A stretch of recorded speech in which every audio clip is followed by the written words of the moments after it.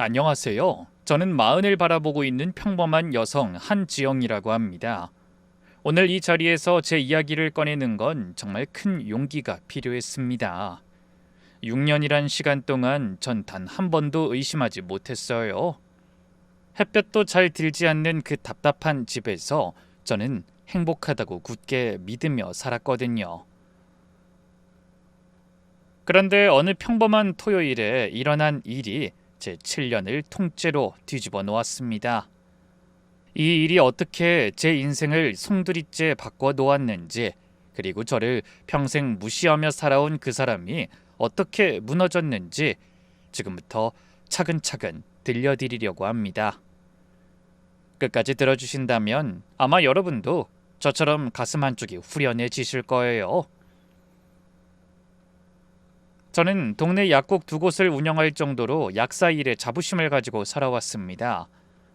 친정아버지는 중견기업 임원으로 은퇴하셨고 어머니는 평생 교편을 잡으셨던 분이에요. 결혼할 때 친정에서 신혼집 자금의 절반을 보태주셨고 제 명의로 작은 상가 한 채도 마련해 주셨습니다. 그러니까 누가 봐도 저는 부족할 게 없는 사람이었죠. 남편은 중견 건설회사 부장으로 일하고 있었고요. 남편은요, 얼굴이 꽤 잘생긴 편이었어요. 하지만 어머닌 언제나 남편에 대해 인색하게 평가하곤 하셨죠.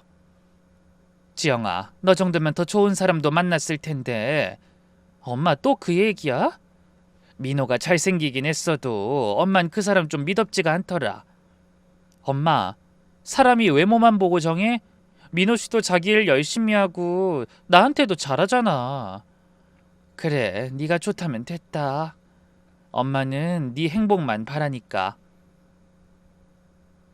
친정엄마는 결혼 전부터 남편을 살짝 못마땅해 하셨어요. 하지만 친구들은 달랐죠. 네 남편 진짜 배우 같다. 얘 어디서 그런 사람을 데려왔니? 운이 좋아지 뭐. 왼쪽 눈썹 위에 그 점만 빼면 완벽한데. 오히려 그게 매력이야. 한 번 보면 잊혀지지가 않거든.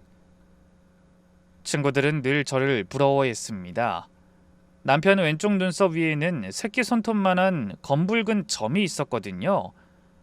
의사들이 혈관종이라고 했는데 처음 본 사람도 한 번 보면 절대 잊지 못하는 그런 표식 같은 거였어요. 그런 저희가 결혼하고 얼마간은 제가 살고 있던 전셋집에서 지냈어요. 계약 기간이 훨씬 남아 있었고 중간에 빼기도 어중간해서 결혼하고도 그 집에서 살았어요. 그러다 기회가 돼서 신혼집을 마련하기로 했죠. 저희는 같은 아파트 단지에서 두 집을 놓고 고민했습니다. 사실 아파트도 남편이 찾아준 곳이었거든요. 제 직장, 남편 직장이랑도 멀지 않아서 딱 좋았어요. 저희가 고민한 건 18층과 15층이었어요. 가격은 거의 비슷했죠. 여보, 나는 18층이 좋은 것 같아. 햇볕도 잘 들고 전망도 시원하고. 아니야, 15층으로 가자. 왜? 18층이 훨씬 좋잖아. 풍수지리상 15층이 우리한테 맞대. 18층은 우리랑 안 맞고. 무슨 풍수를 그렇게 따져, 당신답지 않게. 여보, 한 번만 내 말 들어줘. 이 집은 진짜 내 직감이 안 좋아.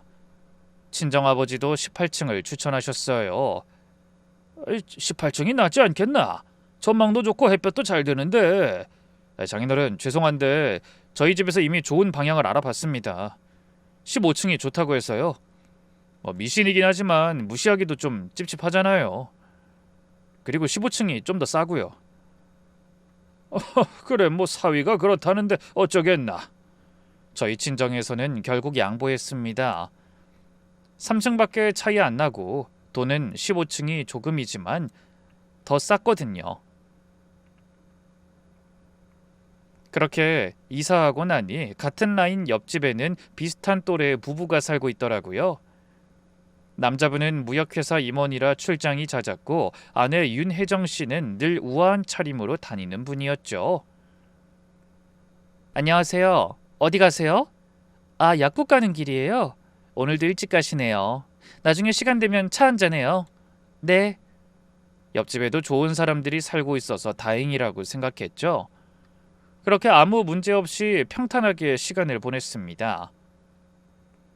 신혼이라 즐거운 건 1년까지였고 그 이후로는 잔잔하게 평화로운 시간을 보냈죠.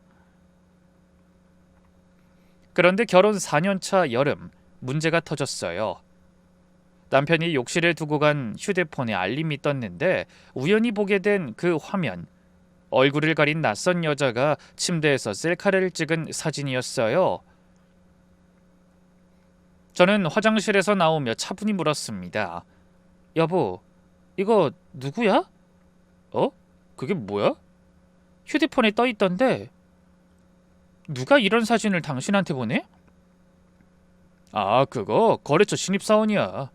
단톡방에 올린다는 게 실수로 나한테 잘못 보낸 것 같은데. 신입사원이 침대에서 찍은 셀카를 단톡방에 보낸다고? 아, 진짜야 여보. 나도 황당해서 바로 지우라고 했어. 내가 바보로 보여? 무슨 침대 셀카를 단톡방에 올려? 제가 추궁을 하자 결국 그날 밤 남편은 무릎을 꿇었습니다. 그 잘난 얼굴에 눈물을 줄줄 흘리면서요. 여보 미안해. 진짜 미안해. 근데 정말 아무 일 없었어. 술자리에서 옆에 앉은 거 한 번 있었는데 그 여자가 일방적으로 그런 사진을 보낸 거라고. 그걸 어떻게 믿어? 여보 한 번만 믿어줘. 앞으로는 그런 일 없을 거야. 그리고 정말로 아무 사이 아니야. 시아버님까지 오셔서 사정했습니다. 얘야, 아들도 이렇게 후회를 하고 미안하다고 하니 한 번만, 딱 한 번만 용서해주면 안 되겠니? 아버님, 내가 이 녀석 다신 그런 짓 못하게 단단히 단속하마. 2달간의 별거 끝에 저는 결국 마음을 풀었습니다. 별거하던 2달 동안 친정어머니가 저를 붙잡고 우셨던 게 기억나요. 엄마, 어떻게 해야 할지 모르겠어. 헤어지는 게 맞을까? 지영아, 엄만 네가 그냥 헤어졌으면 좋겠어. 그래도 내가 이혼녀가 되는 건데. 그리고 그 사람도 많이 반성하는지 매일같이 연락 와. 매일 연락해야지. 지가 뭘 잘했다고. 그래서 용서해 줄 거니? 시아버님까지 저렇게 빌고 계시잖아. 한 번만 더 믿어보려고. 아휴, 너 고집을 누가 꺾니? 알았다, 네 인생이니까. 그때 어머니 말씀을 들었어야 했어요. 그렇지만 그땐 이혼녀 타이틀을 얻고 싶은 생각은 없었어요. 게다가 자존심도 있었죠. 이혼을 하는 하자 있는 여자가 되고 싶지 않다는 생각도 했었고요. 맞지 않으면 빨리 헤어져야 한다는 걸 왜 그땐 깨닫지 못했는지. 그리고 그 사진 속 여자, 침대에서 셀카를 찍은 그 어딘가 익숙했던 그 느낌요. 단정하게 묶은 머리, 몸의 라인까지 어디서 본 듯한데 콕 집어 떠오르질 않아서 답답했어요. 얼굴이 찍히지 않았으니 모를 수밖에 없었지만 결국 그 익숙함의 정체를 알게 된 건 한참 뒤의 일이었어요. 그렇게 제가 용서해 준 뒤 남편은 더욱 제게 지극정성으로 잘했습니다. 그래, 한 번 정도는 기회를 주는 게 맞다고 그렇게 생각하며 제 마음을 다잡았죠. 그리고 문제의 그날은 평범한 토요일 오전이었습니다. 며칠 전부터 부엌 정수기에서 이상한 소리가 나서 점검 예약을 해뒀거든요. 오전 10시쯤 초인종이 울렸습니다. 안녕하세요. 정수기 점검 왔습니다. 네, 들어오세요. 부엌은 이쪽이에요. 기사님은 50대 초반쯤 되어 보이는 분이었어요. 베테랑 같은 손길로 정수기를 분해하시는데 그때 안방에서 남편이 부스스 일어나 거실로 나왔습니다. 남편은 주말에 늘 늦잠을 잤거든요. 아휴, 시끄럽네. 뭐 하는 거야? 정수기 고장나서 기사님 부른다고 했잖아. 시끄러도 좀 참아. 아니면 자러 가던지. 기사님이 정중하게 인사를 하셨어요. 안녕하세요, 사장님. 남편은 대꾸도 없이 냉장고를 열고 물을 꺼내 마셨습니다. 그리고 다 마신 물병을 식탁에 툭 던지듯 놓더라고요. 점검이 마무리되고 결제할 때가 됐을 때 남편이 옆에서 한마디 던졌습니다. 이 정도 일에 돈을 그렇게 많이 받아요? 진짜 거저먹네, 거저먹어. 남편 말에 제가 기함을 하며 남편을 막아섰어요. 여보, 무슨 말을 그렇게 해? 아니, 10분 하고 몇만 원이면 시급이 얼마야? 나도 이거나 할 걸 그랬네 진짜.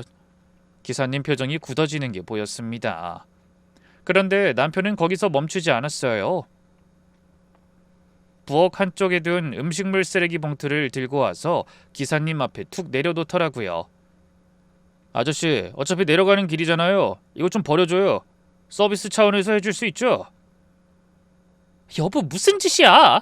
전 너무 당황해서 황급히 봉투를 받아들었습니다. 기사님, 정말 죄송해요. 제가 버릴게요. 신경 쓰지 마세요.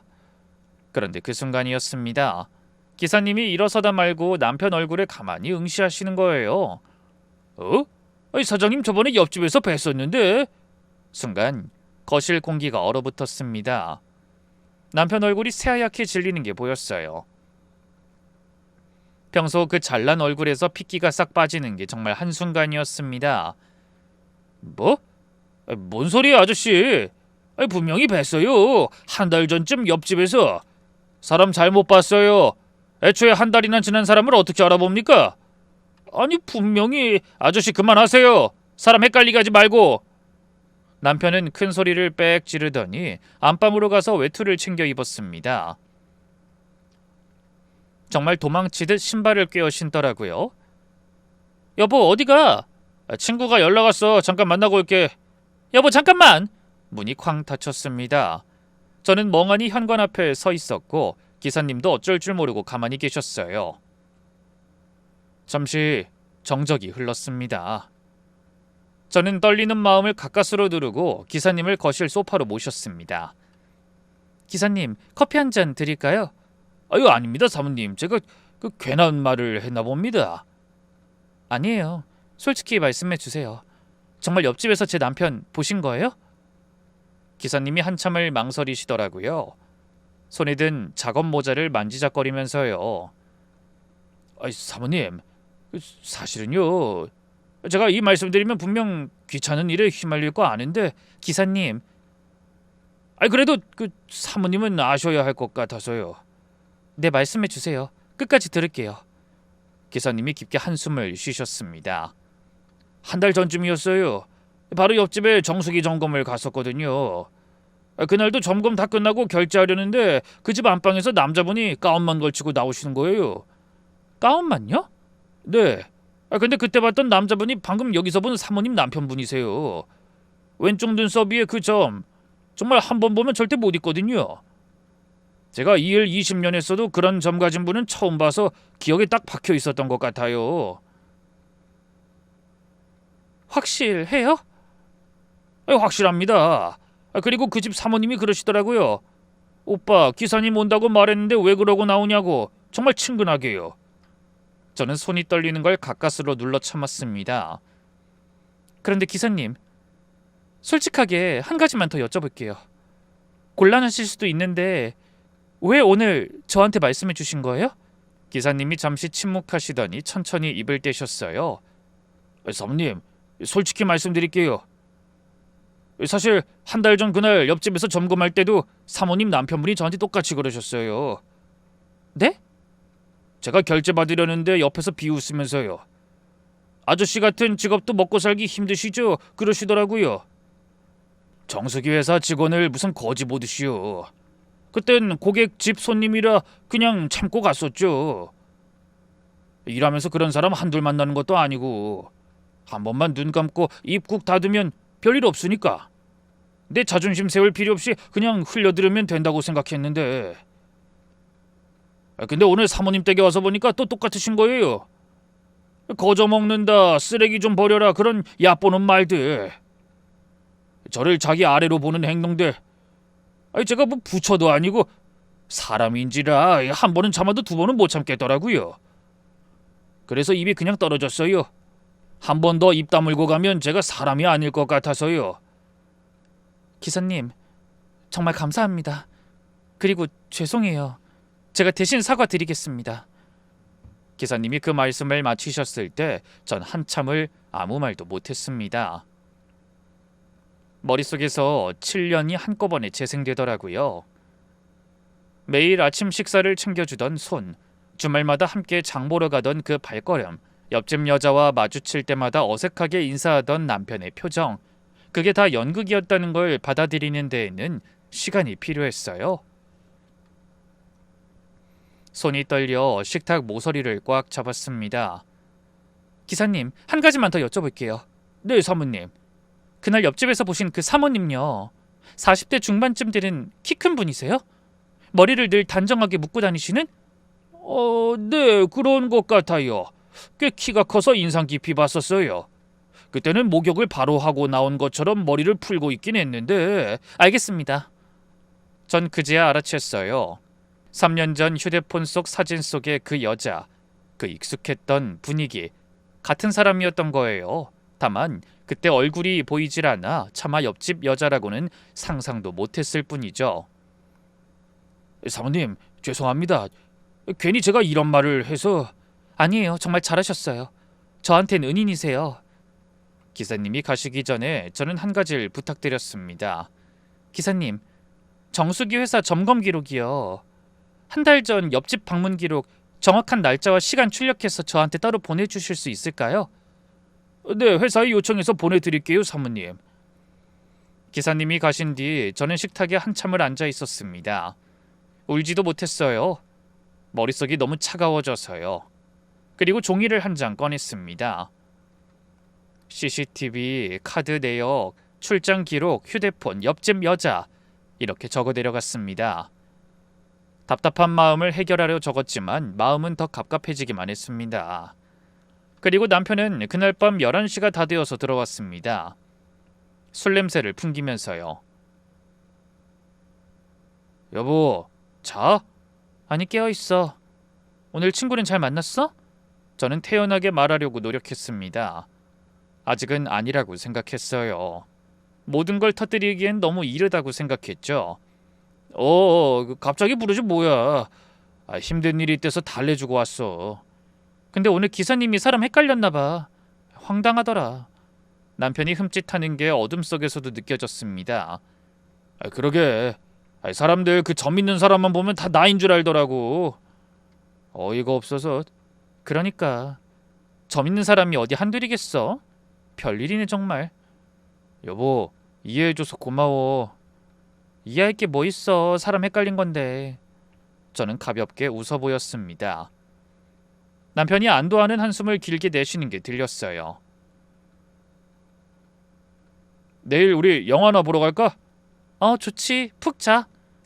남편은 마음이 편해졌는지 금세 코를 골며 잠들었습니다. 그 옆에서 저는 천장을 바라보며 오늘 적어둔 종이를 머릿속으로 다시 정리했어요. 이 사람은 7년을 저와 같이 살았으면서도 제가 한번 마음먹으면 얼마나 무서운 사람인지 전혀 모르고 있었습니다. 월요일 아침, 저는 직원에게 늦는다고 미리 말해주고 아파트 관리사무소를 찾아갔습니다. 안녕하세요. 15층에 사는 한지영이라고 하는데요. 부탁드릴 게 있어서요. 네, 사모님, 무슨 일이세요?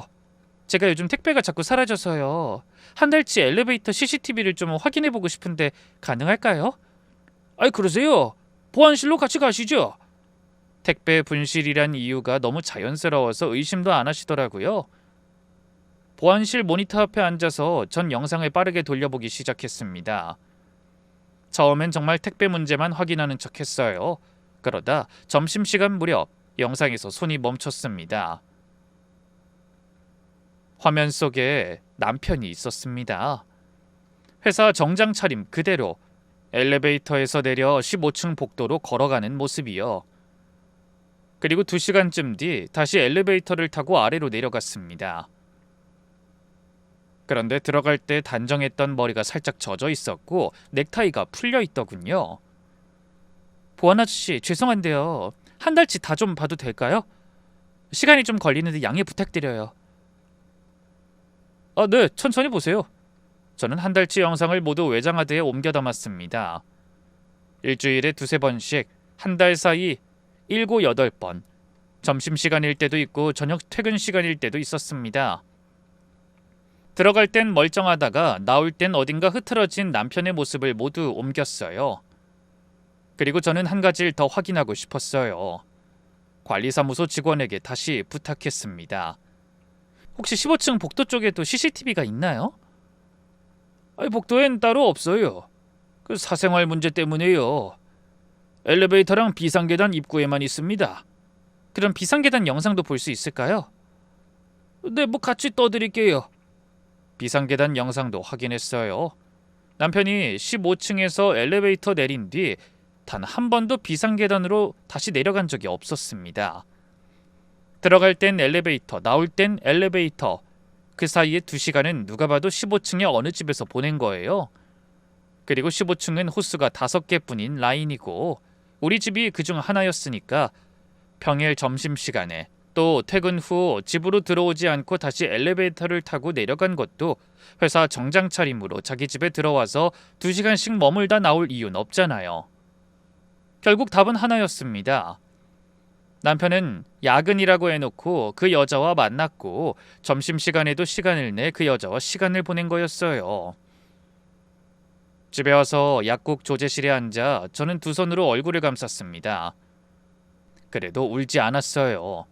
약사일을 10몇 년 하면서 슬픔을 약으로 다스리는 법은 알아도 분노를 다스리는 약은 없다는 걸 그날 처음 알았습니다. 전 그날 밤 인터넷에서 이혼 전문 변호사를 검색했어요.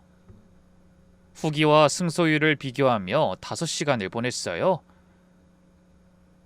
다음날 오후 약국에 직원을 두고 제가 찾아둔 변호사 사무실로 찾아갔습니다. 제가 남편의 외도 정황을 알게 됐어요. 이것 좀 봐주세요.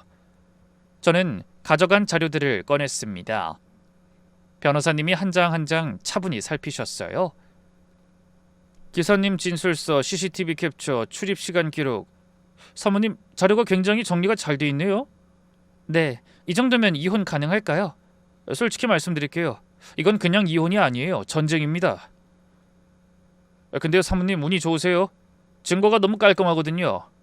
이 정도면 위자료, 재산분할, 상간녀 소송까지 한 번에 갈 수 있어요. 변호사님, 한 가지 더 부탁드려도 될까요? 네, 말씀하세요. 흥신소를 좀 연결해 주실 수 있나요?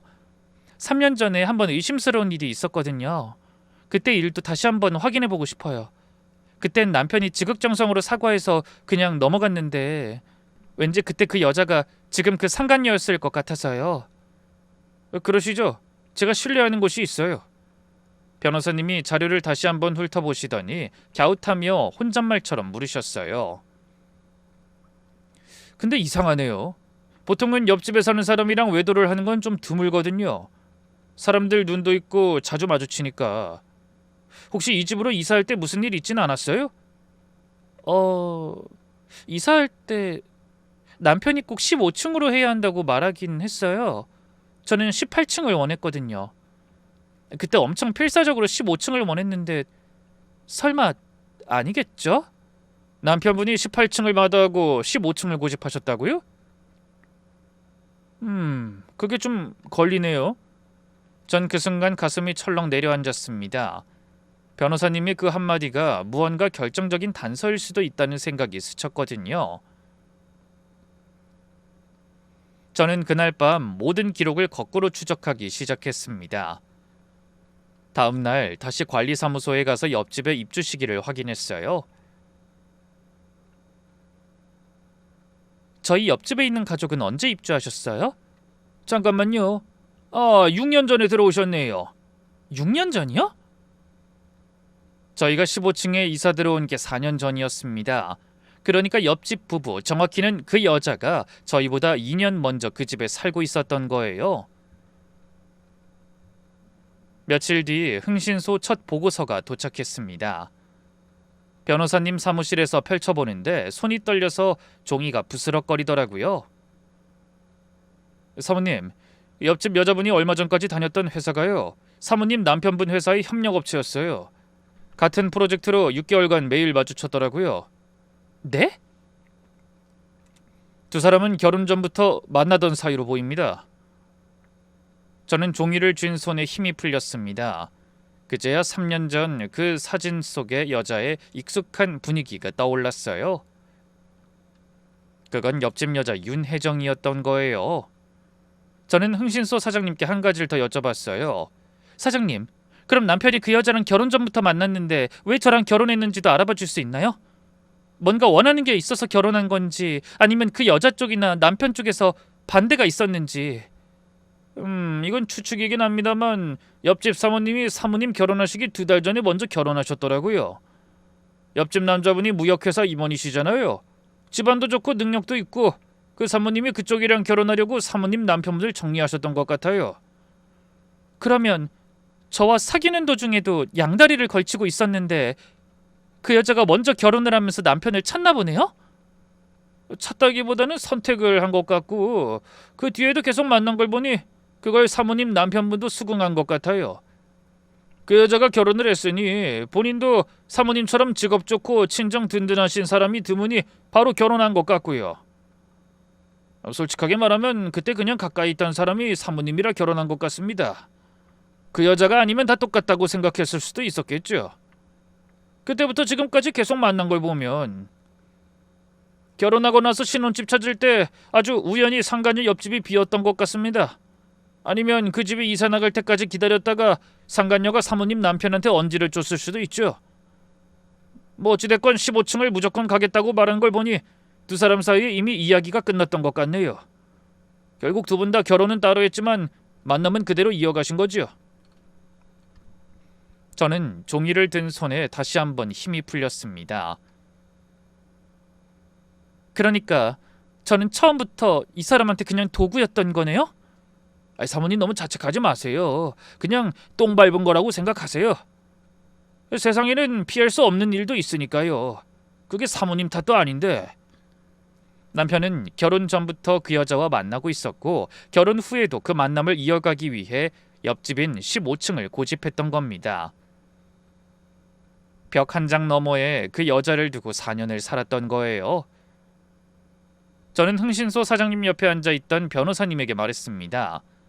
변호사님, 네 사모님, 제가 그 집에서 그 인간을 위해 할애했던 그 시간 전부가 그냥 사기였네요? 이 사람한테 한 푼도 안 남기고 싶어요. 티끌 하나도 안 남기고 다 가지고 오고 싶어요. 변호사님이 가만히 제 손 위에 자기 손을 얹으셨어요. 제가 끝까지 해드릴게요. 전 그날 약국에서 처음으로 처방대 뒤에 앉아 소리 없이 울었습니다. 그 7년이 너무 아까워서요. 하지만 다음 날 아침 거울을 보면서 다신 울지 않기로 마음먹었어요. 하지만 이야기를 전하러 간 친정에서 또 한 번 울어버렸어요. 어머니는 현관에서 절 보자마자 무슨 일 있구나 단번에 하셨어요. 지영아 왜 그래? 어디 아파? 엄마? 저는 어머니 품에 안겨 또다시 펑펑 울었습니다. 엄마가 그때 헤어지라고 했는데 미안해. 그때 엄마 말 들었어야 했어. 아니야, 네 잘못 아니야. 그놈이 나쁜 거지. 아빠한텐 어떻게 말씀드려야 해? 아빠한텐 엄마가 말할게. 넌 그냥 엄마한테만 기대 있어. 응? 어머니가 제 등을 토닥여 주시는 동안 저는 결심했어요. 이 사람한테 한 푼도 안 남기고 한 사람도 안 남기고 정말 깔끔하게 끝내야겠다고요. 흥신소에서 두 번째 보고가 왔습니다. 사모님, 이건 좀 충격적입니다. 네, 말씀해 주세요. 옆집 남편분이 무역회사 임원이시잖아요. 그분 7년치 해외 출장 일정을 회사 자료로 다 뽑아봤어요. 그걸 사모님 남편분 CCTV 출입 기록이랑 대조했는데요. 거의 100% 일치합니다. 옆집 남편분이 출장 가는 그 주에는 어김없이 사모님 남편분이 점심시간이나 저녁에 퇴근 후 그 옆집으로 들어가셨어요. 그리고 옆집 남편분이 귀국하기 이틀 전부터는 흔적이 끊깁니다. 6년 동안요? 네, 6년 동안 그 패턴이 한 번도 깨지지 않았어요. 저는 잠시 말을 잇지 못했습니다. 벽 한 장 너머에서 제가 저녁상을 차리고 빨래를 개키고 있을 때 그 두 사람은 무슨 짓을 하고 있었던 걸까? 그 생각만으로도 속이 뒤집어졌어요. 흥신소 사장님, 정말 감사합니다. 사모님 힘내세요. 이 정도 증거면 빠져나갈 구멍이 없어요. 저는 약국으로 돌아와 조용히 결심했습니다. 확실하게 다 정리하고 이혼하겠다고요. 그 다음 주 토요일 저녁이었습니다. 저는 남편이 가장 좋아하는 갈비찜을 정성껏 준비했어요. 보글보글 끓는 갈비찜 냄새가 거실까지 퍼지자 남편이 안도한 얼굴로 식탁에 앉았습니다. 그 사이에 자기는 다 끝났다고 생각했나 봐요. 여보, 오늘 무슨 날이야? 갈비찜이네? 그냥 당신 좋아하는 거 해주고 싶어서. 역시 우리 여보가 최고지. 저는 와인 한 잔을 따라주고 식탁 가운데에 노트북을 가만히 올려놓았습니다. 여보, 이게 뭐야? 잠깐만 봐줘. 저는 차분히 화면을 켰습니다. 첫 번째 영상. 남편이 정장 차림으로 15층에 내리는 CCTV 화면. 남편의 손이 와인잔에서 멈췄습니다. 여보, 이게 왜? 많이 보던 사람이야? 두 번째 영상. 2시간 뒤 머리가 젖은 채로 내려오는 모습. 그 다음 옆집 남편의 7년치 출장 일정 대조표. 그 다음 흥신소 보고서. 결혼 전 같은 회사에 다닐 때 찍힌 사내 행사 사진. 그 사진 속에 남편과 그 여자가 어깨를 맞대고 웃고 있었어요. 마지막 한 장은 3년 전 휴대폰 속 그 셀카와 그 여자의 신원 분석 결과였습니다. 남편이 와인잔을 떨어뜨렸습니다. 잔이 깨지며 와인이 식탁볼을 검붉게 적셨어요. 여보, 내가 다 설명할 수 있어. 그래? 다 설명해 줄 수 있으면 한 가지만 물을게. 우리 여기 이사 올 때 18층 마다하고 굳이 이 집 고집한 이유 이제 말해줄 수 있어? 여보, 아니야. 그때 말했다시피 돈이 싸서. 꼴랑 얼마 차이도 안 났어. 돈 때문이 아니라 옆집에 그 여자 두고 6년 같이 살려고 한 거잖아. 점심시간이며 퇴근시간이며 나한텐 야근이라고 늦는다고 해놓고 그 여자 집에서 시간 보낸 거 맞냐고. 대답해. 남편이 무릎을 꿇었습니다. 그 잘난 얼굴이 일그러지는 게 보였어요. 여보, 미안해. 한 번만, 제발 한 번만. 여보? 내가 왜 당신 여보야?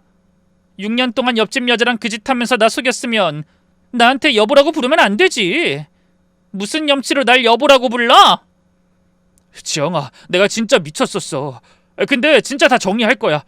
그 여자도 나한테 바라는 거 없었고 나도 진짜 아무 생각 없이 만난 거야. 아무 생각 없이 6년을 만나는 게 있을 수가 있는 일이냐? 남편이 흠칫 입을 닫았습니다. 강민호 씨, 나랑 결혼한 이유가 뭐야? 말해봐. 내가 알아보니까 나랑 만날 때도 그 여자 만났던데? 왜 나랑 결혼했어? 그 여자랑 결혼하면 내가 이런 배신을 당할 일이 없었을 텐데? 어? 여보, 당연히 당신을 사랑해서 결혼한 거야. 다른 이유는 전혀 없어. 닥쳐. 한마디만 더 거짓말하면 내가 진짜 손에 잡히는 거 다 던질 거야. 말이 되는 소리를 좀 해. 결혼하고도 계속 그 여자 만났잖아. 그래놓고 나한테 사랑해서 결혼했다고? 너 어디 모자라? 아니면 내가 모자라 보여? 누가 봐도 네가 나 이용한 거잖아. 이 집으로 온 것만 봐도 그렇고. 남편이 입을 다물었습니다. 그 잘난 자존심이 무너지는 게 한눈에 보였어요. 여보, 제발 한 번만 살려줘. 내가 죽을게. 죽을게 진짜. 남편이 제 다리를 붙잡고 울었습니다. 콧물까지 흘리면서요. 저는 그 모습을 가만히 내려다보다가 차갑게 말했어요. 여보, 아니, 강민호 씨, 누가 죽게 놔둔대? 절대 죽지 마. 살아서 네가 나한테 저지른 짓 다 갚아야지. 여보, 내일이면 이혼소장 들어갈 거야. 시댁에도 연락할 거고. 한 번에 다 끝낼 거니까 마음의 준비해. 여보, 난 절대 이혼 못해. 이혼이라니. 내가 잘못했지만 이렇게 사과하잖아. 사과만 하면 다야? 내가 속았던 6년은 뭘로 보상해 줄 건데? 네가 나한테 줄 수 있는 게 있긴 해? 미친놈, 더러운 새끼. 어떻게 내가 있는 옆집에서 그런 짓을 저질러? 어떻게? 사람이면 그런 짓 못해. 내가 다 잘못했으니까 제발 한 번만 용서해줘. 당신 저번에도 나 용서해줬잖아. 어? 그래, 당신이 정신 차릴 줄 알았지. 근데 옛말이 틀린 게 하나도 없더라. 사람 고쳐 쓰는 거 아니라고. 네가 나한테 지극정성으로 해놓고도 계속 바람을 피울 줄은 몰랐지. 왜 마누라한테 잘해주기만 하면 바람은 눈 감아줄 만한 일이 되는 거야? 근데 어쩌지? 난 이번에도 용서 못하겠는데. 네가 여기서 죽는데도 난 너 용서 못해. 그러니까 얌전히 내가 원하는 대로 이혼해줘. 여보, 이혼만은 제발. 나 진짜로 다 정리할게. 아니, 이사 가자. 우리 이사 가면 되잖아. 이사? 당연히 가야지. 근데 너랑 같이 갈 건 아니야. 난 이혼하고 혼자 살 테니까 너도 혼자 살던지 그 여자한테 말해서 같이 살던지 해. 뭐 그 여자가 당신 아니라 딴 남자 선택한 거 보니 널 선택할 것 같진 않지만 가서 이렇게 빌어보던가. 전 남편의 자존심을 확 긁는 말을 하고는 식탁에서 일어나 안방으로 들어갔습니다. 문을 잠그고 나서야 비로소 깊은 숨을 한번 내쉴 수 있었어요. 다음 날 일요일 오전, 남편은 잠도 제대로 못 자고 절 괴롭히더니 곧 시댁에서 온 전화에 시댁으로 헐레벌떡 뛰어갔습니다. 그리고 그 사이 저는 옆집 초인종을 눌렀습니다. 한 손엔 노란 봉투를 들고요. 누구세요? 저 옆집인데요. 문이 열렸습니다. 옆집 여자의 얼굴이 굳는 게 한눈에 보였어요. 남편이 말했는지 안 했는지 모르겠더군요. 아, 무슨 일로? 드릴 게 있어서요. 받으세요. 저는 생긋 웃으며 노란 봉투를 우아하게 내밀었습니다. 그 여자가 의아한 표정으로 봉투를 열어 안에 종이를 꺼냈을 때 얼굴이 새파랗게 질리는 게 보였어요. 상간녀 위자료 청구 소장이었습니다. 이게 뭐예요? 오해예요, 오해. 오해 아닌 것 같은데요. 제가 가진 거 보시면 그런 말 못할 텐데. 저는 휴대폰을 꺼내 USB에 담아둔 자료를 보여줬어요. CCTV 영상, 정수기 기사님 진술서, 결혼 전 둘이 같은 회사 다닐 때 찍힌 사내 행사 사진까지요. 그 여자의 다리에 힘이 풀려 현관에 그대로 주저앉았습니다. 제발 조용히만 넘어가면 안 될까요? 조용히? 그게 되겠어요? 둘이 얼마나 날 우습게 봤으면 결혼 기간 내내 나를 속였어. 그런 주제 조용히 넘어가 달라? 내가 왜요? 그래야 할 필요가 있어요? 그동안 당신 남편 출장 갈 때마다 내 남편 불러드렸죠. 어떻게 그게 사람이 할 짓이에요? 지나다니면서 나한테 인사하고 다니더니 뒤로는 내 남편이랑 붙어먹어? 제발 조용히 좀. 아니라고 했잖아요. 남의 남편 빼앗고 옆집에 살면서 친한 척한 거 정말 소름 끼치는 거 알죠? 만날 때마다 내 남편이랑 결혼 생활 어떻냐고 묻고 부부싸움 있냐고 떠보고 그게 다 정보 수집이었지? 내가 아는지 모르는지 확인하려고. 그것도 모르고 내가 등신이었지. 지영씨, 정말 죄송해요. 제가 미쳤어요. 그러니까 소송은 제발 취하해주면 안 될까요? 제가 차라리 합의금으로 이 돈 드릴게요. 네? 들키고 싶지 않았으면 들킬 일을 안 했으면 됐잖아. 전 그 말을 던지고 일어섰어요. 그리고 한 번 더 못을 박았습니다. 자료는 이미 어제 저녁에 당신 남편분 회사 메일로 다 보내놨어요. 지금쯤 보셨을 거예요. 그러니까 변명할 시간도 없을 거예요. 뭐 나도 오며 가며 옆집 남편 연락처 정도는 받을 수 있거든요. 옆집 여자의 얼굴이 그제야 완전히 무너졌습니다. 남편분 다음 출장 귀국이 다음 주 수요일이시던데 그 전에 준비하세요. 당신 남편이 받아줄지 안 받아줄지 모르니까. 뭐? 미쳤어? 남편한테 뭘 보내? 그리고 한 가지 더. 당신이 친한 척하면서 내 등 뒤에서 한 짓을 생각하면 그냥 머리채 잡고 한 대 후려치고 싶은 거 참고 있는 거야. 그러니까 날 더 열받게 하지 마. 그럼 이 정도로 안 끝낼 거니까. 전 그 말을 남기고 우리 집으로 돌아왔어요. 그렇게 수요일 저녁 8시쯤이었습니다. 옆집에서 그릇 깨지는 소리가 들리기 시작했어요. 이어서 그 여자의 비명, 그리고 남자의 굵은 고함 소리, 벽 너머로 들려오는 그 소리에 저는 거실 소파에 앉아 차 한 잔을 마시고 있었습니다. 며칠 뒤에 옆집 남편이 직접 제 약국으로 찾아왔어요. 단정한 정장 차림에 눈빛이 차분한 분이었습니다. 저희는 약국 한쪽 상담실에서 마주 앉았습니다. 제가 회사 일에 너무 빠져 살아서 6년이나 아내가 그러고 있는 걸 몰랐어요. 부끄럽습니다. 그건 그쪽 잘못 아니에요. 속인 사람이 잘못이죠. 저도 마찬가지예요. 남편이 절 배신한 줄 알았겠어요? 제가 출장이 잦은 걸 미안해서 출장에서 돌아올 때마다 선물을 챙기고 기념일을 챙기고 그렇게 살았어요. 그게 다 부질없는 짓이었네요. 옆집 남편 목소리가 살짝 떨렸습니다. 점잖은 분이 그렇게 흔들리는 모습을 보니까 저도 마음이 아프더라고요. 자꾸 자책하게 되네요. 제가 좀 더 집에 있었으면, 제가 좀 더 살펴봤으면. 그건 아니에요. 곁에 있어도 속이는 사람은 끝까지 속여요. 저도 6년을 같은 집에서 살면서도 몰랐잖아요. 옆집 남편이 잠시 침묵하시더니 천천히 고개를 끄덕이셨어요. 제가 그 사람을 바라보다 물었습니다. 한 가지만 부탁드려도 될까요? 네, 말씀하세요. 이혼 소송 때 제가 증인으로 서드릴게요. 그 두 사람한테 한 푼도 안 남기게 같이 해볼 생각 없나요? 저야말로 감사한 제안이네요. 우리 둘 모두 두 사람에게 빼앗겼던 거 다 돌려받고 깨끗하게 헤어져요. 네, 좋습니다. 그리고 아내는 어제 친정으로 보냈어요. 양가에도 다 알렸고요. 그리고 한 가지 말씀드리려고 왔는데 강민호 씨 그쪽 남편한텐 제가 별도로 손해배상 소송을 걸 겁니다. 제 명예가 걸린 일이라서요. 네, 잘하셨어요. 힘드시겠지만 꼭 끝까지 가세요. 저도 끝까지 갈 거니까요. 감사합니다. 옆집 남자가 돌아간 뒤 전 잠시 약국 창밖을 내다봤어요. 6년 동안 한 집에서 살면서도 진짜 가족이 누군지도 모르고 살았다는 게 그제야 실감이 났습니다.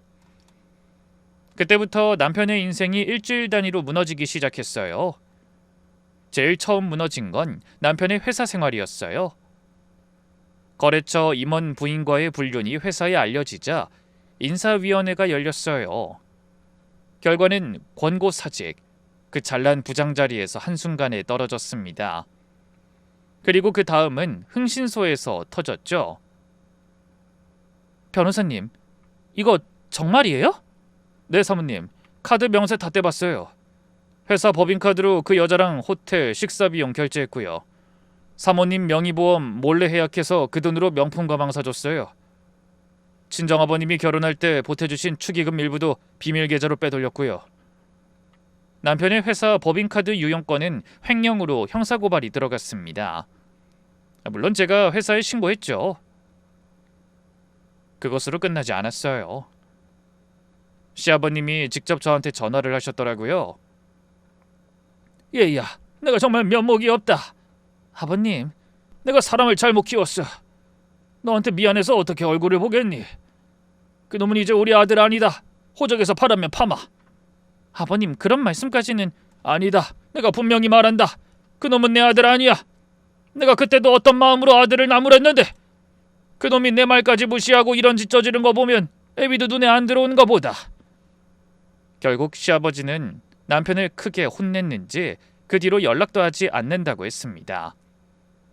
그리고 시아버지에 이어 친정아버지도 가만히 계시지 않으셨어요. 남편과 이혼을 결정한 뒤 저를 부르셨어요. 건설업계 후배들 다 불러서 술자리 했다. 그놈 이름 다 깔아놨어. 어디 가서 그놈 받아주면 그 회사하고는 거래 끊는다고 말해뒀다. 아빠 너무 크게 가시는 거 아니에요? 아니다. 내가 가만히 있으면 그놈이 또 어디 가서 누구 인생 망칠 수도 있잖아. 내 딸 인생만 망친 게 아니라 다른 사람 인생까지 망칠 놈이야. 그런 놈은 그냥 기회를 주면 안 돼. 아빠. 그리고 신혼집 명의 정리되면 거기 팔고 아빠가 받은 주택으로 옮겨라. 마당에 있는 거 강아지 한 마리 들이고 햇볕 좀 쐬면서 살아. 아빠. 전 그제야 진짜로 살아남았다는 실감이 났습니다. 친정아버지는 정말 업계 인맥을 동원해서 남편을 건설업계 블랙리스트에 올리셨어요. 어느 회사도 남편을 받아주지 않게 만드신 거예요. 그렇게 남편은 업보를 온몸으로 맡고 있었어요. 그런데 그 후에 한 번 더 웃긴 일이 있었죠. 친구가 제게 영상을 하나 보내주더라고요. 남편과 그 상간녀의 모습이었죠. 영상 속에서 두 사람이 서로에게 욕을 퍼붓더라고요.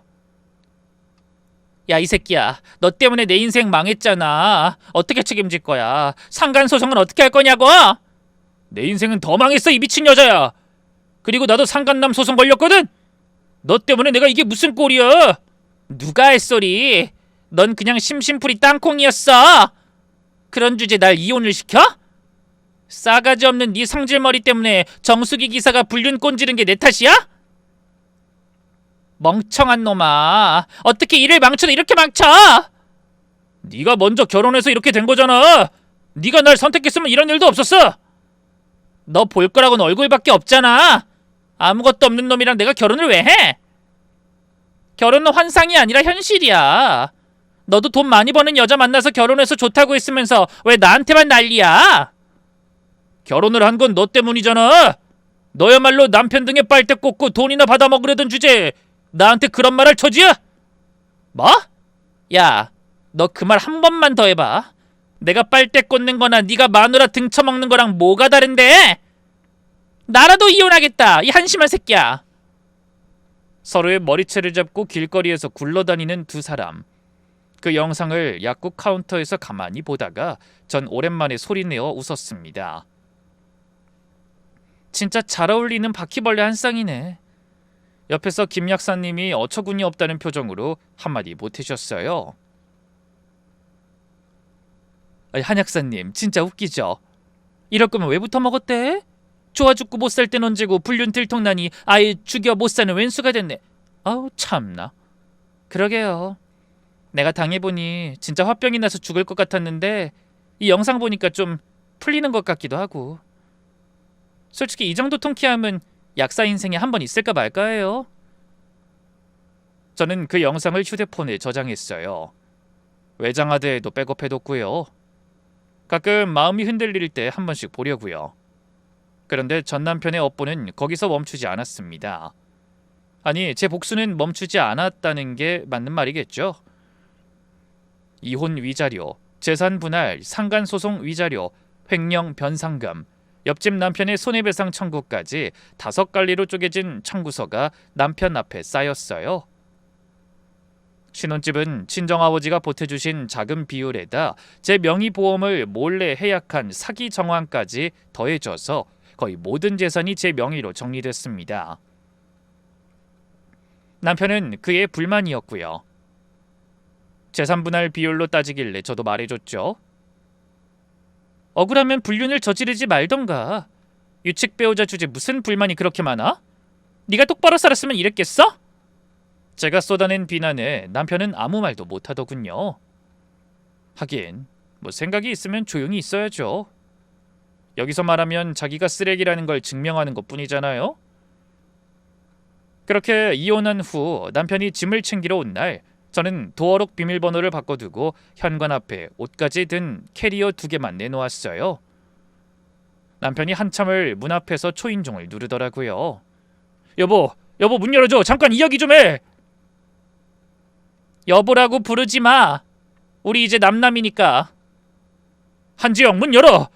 그리고 내 물건 이것밖에 없는 거 아니야. 더 있지? 남편이 제게 소리를 지르던 그때 옆집 문이 벌컥 열렸습니다.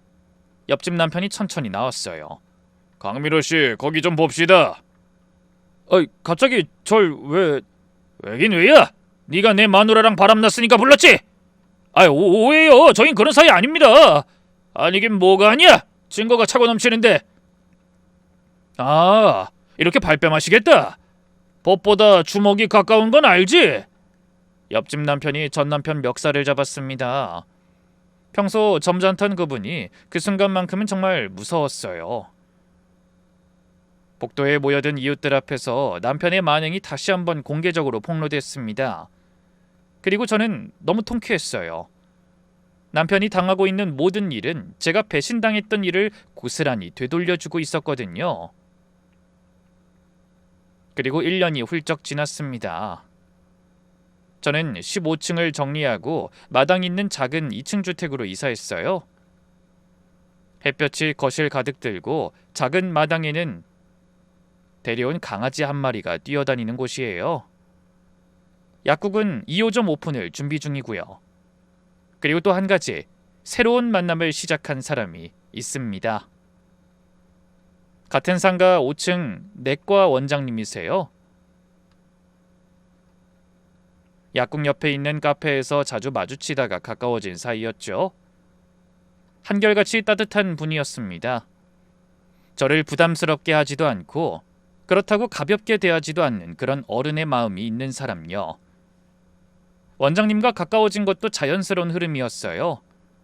평생 잘난 척만 하던 전 남편 옆에 살면서 한 번도 들어보지 못했던 따뜻한 말을 많이 해주는 사람이었죠. 그 뒤로 우리는 가끔 같이 점심을 먹고 가끔 같이 저녁을 먹고 어느 순간부턴 손을 잡고 걷기 시작했습니다. 그렇게 2월 14일 발렌타인데이가 됐어요. 그날 저는 책상 서랍에 원장님께 드릴 초콜릿을 챙겨뒀습니다. 오후에 같이 저녁 먹기로 약속도 잡아뒀고요. 오후 7시쯤이었을까요? 약국 문이 벌컥 열렸습니다. 순간 저는 제 눈을 의심했어요. 남편이었습니다. 아니, 전 남편이죠. 그런데요, 1년 사이에 그 잘난 얼굴이 폭삭 늙어 있었어요. 푸석한 피부, 깊어진 주름, 거무튀튀해진 안색. 그 잘생기던 얼굴이 흔적도 없이 무너져 있었습니다. 흥신소 마지막 보고에 따르면 직업을 잃고 여기저기 친척집을 전전하면서 새 여자를 꼬셔보려고 했는데 그 외모로는 더 이상 누구도 안 넘어왔다고 하더라고요. 평생 외모 하나로 우쭐대고 살았는데 그 마지막 무기마저 잃어버린 거예요. 하긴 제가 해주는 밥 처먹으면서 유유자적하게 불륜이나 저지를 때는 얼굴도 뺀질뺀질 기름기 좔좔 넘치더니 저랑 헤어지고는 식사도 부실했을 거고 이래저래 마음고생했을 거 아니에요. 그러니 완전 폭삭 망가진 거죠. 지영아, 여기 왜 왔어? 한 번만 보고 싶어서. 나가, 지금 당장. 지영아, 제발. 전 남편이 처방대 앞에서 그대로 무릎을 꿇었습니다. 그 잘난 자존심은 다 어디로 갔는지요? 지영아, 내가 정말 잘못했어. 한 번만 다시 시작하자. 어? 내가 너랑 헤어져 보니까 난 너 아니면 안 되겠더라. 진짜 어이가 없네. 내가 정말 매일매일 후회하면서 살아. 너 없이 못 살겠어. 강민호 씨, 정신 차려. 우리 이혼한 지 1년 넘었어. 너도 나랑 이혼하고 싶어서 바람핀 거 아니었어? 그럴 리 없다는 거 잘 알잖아. 그땐 그냥 내가 잘못 선택했던 거였어. 그 여자가 날 꼬시지만 않았어도. 입이 삐뚤어져도 말은 똑바로 하랬는데. 뭐 선택? 너 나 선택해놓고 그 여자 못 놓아서 계속 만난 거잖아. 결국 진짜 네 선택은 내가 아니라 그 상간녀였고, 그리고 상간녀가 꼬셨든 뭐든 네가 안 넘어갔으면 될 일 아니야? 홀라당 넘어가서 붙어먹은 건 네 탓이 아니다. 뭔 개소리를 정성스럽게 하고 난리야. 바로 그때였습니다. 약국 문에 달린 종이 딸랑하고 울렸어요. 문을 열고 들어온 사람은 서 원장님이었습니다. 한 손엔 커다란 빨간 장미꽃다발을 들고 환하게 웃고 있었죠. 지영씨, 오늘 발렌타인데이잖아요. 일찍 마치고 같이 저녁 먹어요. 짠! 선물! 전 남편 얼굴이 새하얗게 굳었습니다. 원장님이 환하게 웃으셨어요. 그 미소가 어찌나 다정하던지요. 그런데 전 남편이 우리 둘을 번갈아 보더니 믿을 수 없다는 표정을 지으며 한 발 다가왔습니다. 지영아, 잠깐만, 너 이게 무슨 짓이야? 무슨 짓이라니? 이혼한 지 1년도 안 됐는데 다른 남자를 만난다고? 너 제정신이야? 제정신이냐고? 그건 내가 묻고 싶어. 너야말로 제정신이야? 내가 남자를 만나건 뭐건 뭔 상관이야. 이미 너랑 이혼했는데. 이혼한 지 1년이야. 너처럼 혼인 중에 남자 만나는 것도 아닌데 뭔 호들갑이야? 내가 넌 줄 알아? 제정신이 아닌 건 너지. 네가 6년 동안 바람펴서 헤어졌는데 네가 여기 와서 다시 만나니 어쩌니 할 수 있는 상황이야? 아니, 그건 네가 무슨 자격으로 화를 내? 상간녀 옆집에 이사까지 가서 열심히 외도나 저지르던 놈이 무슨 자격으로? 너 지금도 최악인데 여기서 이러는 거 더 최악이야. 그러니까 제발 좀 그만해.